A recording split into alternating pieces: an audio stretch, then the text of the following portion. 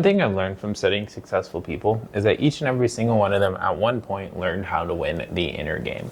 Because until you master this, you'll never really be able to be successful. You will never be able to achieve a level of success that is greater than what you think you're able to achieve. And so, since this took me a long time to be able to learn, I made a training on it. And I used a theory that I created a long time ago called the why not now theory. And in this video, I want to be able to explain it to you. I came up with it because growing up, I was a multi-sport athlete and even played football in college before two things ended my career. The first one was that by the start of my second year, I had just received my fourth major shoulder surgery in 3 years.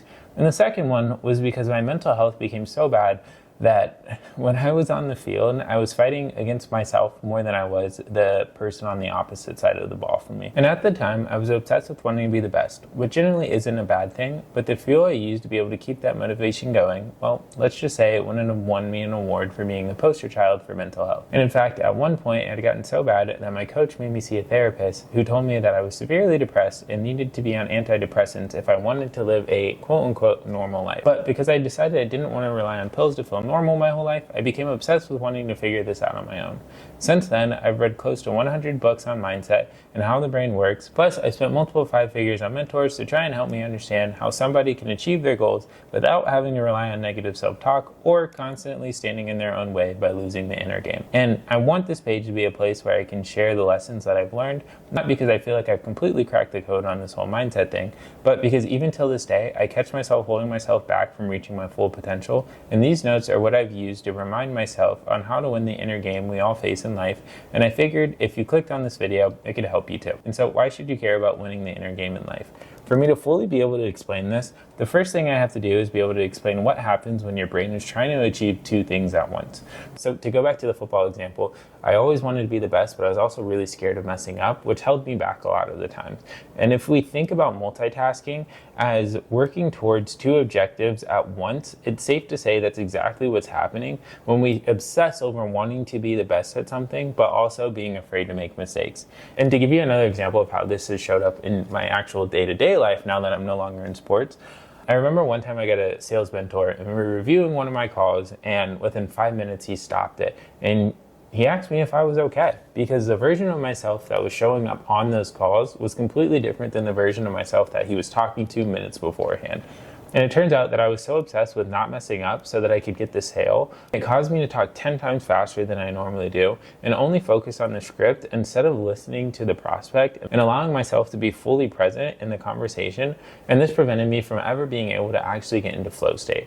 And flow state is that feeling you get whenever everything just clicks. It's like time starts to slow down in a way. Your focus becomes like a hawk. You're able to lock in and work for hours. And within conversations, you're able to pick up on things that the other person is saying almost before they even say it. It almost feels like you're Neo from the Matrix. And to get into flow state, you have to be fully present in a single task at hand. And when multitasking, your brain is jumping between multiple tasks at one time. So instead of you giving all of your effort into a single goal, you're dividing your efforts and never really end up being able to consistently show up as your best self. And to unlock flow state, you must create alignment. And alignment is achieved whenever your thoughts and your actions align with a specific outcome. And the best way so far that I've found to be able to do this is using what I call the why not now theory. This theory is a 3-step process that allows you to gain clarity, upgrade your thoughts, and be able to change your beliefs into ones that align with your goals. And the first step is to gain clarity. If I've learned one thing from being in sales, it's that humans say they want to be able to achieve something, but deep down, we tend to have something inside of us that doesn't want us to let that happen. So the first thing we have to do is find out what goals we're actually chasing. And to give you an example, I'll use me starting this page, for instance. This exercise taught me that one part of me wanted to be able to create a business that helps you be able to become the best version of yourself, and the other version of me didn't want to because I didn't want to put myself out there and put myself at risk of failure. And this caused me to go through a consistent cycle of hyping myself up to take action, then procrastinating on actually filming anything and posting it. And each one of us have two versions of ourselves inside of us. The version of us that dreams big and is capable of accomplishing our goals, and the current version of ourselves that is fighting to stay alive. This is why we start by separating the two selves and deciding which one of them we want to pursue. The second step is identifying your emotional drivers. As humans, we make decisions based on emotions. It's the reason why people overconsume ice cream when they know they're on a diet, or you hit snooze on your alarm when you tell yourself you're going to wake up early the next morning. Knowing this helps us be able to prevent ourselves from falling back into the current version of ourselves who is trying to stop us from turning into the ideal version of ourselves. By finding out our why, we're able to lean on it when we notice ourselves starting to slip. And when I say our why, I don't mean because it would be cool to be in shape. I mean something like a core emotional driver that when you think about it, it immediately switches your state. Like, I want to lose weight so that I can play with my kids and encourage them to live a healthy life so that I can break the generational curse of obesity that has plagued my family for ages. Now, that's just an example and it's kind of extreme, but to give you an idea of what I came up with when I recently did this exercise, my reason for wanting to start this YouTube channel is because I fought through what felt like the darkest of times and had to find all the tools myself to be able to dig my way out of it. And I feel like if I can help at least one person be able to do the same, it's my responsibility to do so.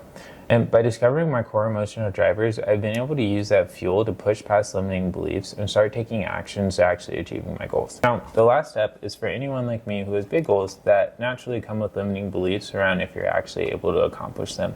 And I came up with this idea one time when I was actually about to take a cold shower, but it works this way. Whenever you have a limiting belief or you're nervous about doing something, you essentially ask yourself these 3 questions. You first ask yourself, what would my ideal self think or do in this situation? And the second question is, do I believe even in the tiniest bit that I can become that version of myself? And if so, then why not think or act that way now? This works because everything starts off with awareness and who you are aware of being. And your awareness essentially forms your identity, or like the way that you see yourself. And your identity and the way you see yourself essentially builds out a paradigm, which is the glasses you see the world through and how you fit within the world. Paradigm builds your thoughts and feelings, and your thoughts and feelings dictate the actions that you take. So if you become aware of the limiting beliefs that are showing up within your life, and you essentially switch your identity from your current self to your ideal self, then you change the paradigm or the way that you're seeing the world, and your thoughts and feelings change because of that. And because of that, you start taking the actions that you were scared to do previously. So by removing your awareness from being on the current version of yourself and placing it on the ideal version of yourself, you're able to step into that identity, and it creates a chain reaction that allows you to take action from that identity. And it works whenever I have limiting beliefs, whenever I don't want to do something, like step in a cold shower or anything along those lines. I'm able to ask myself those 3 questions, and it aligns me with the version of myself I want to be, and I'm able to take action from that state. And I created a guide that allows you to get extremely clear on your goals,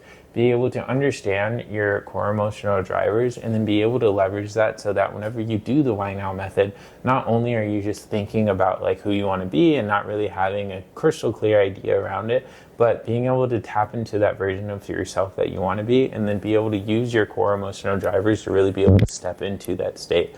And if you want that, just message me on Instagram. I'll be able to send over the guide for you. And yeah, that's all I had. Peace and love. Yeah.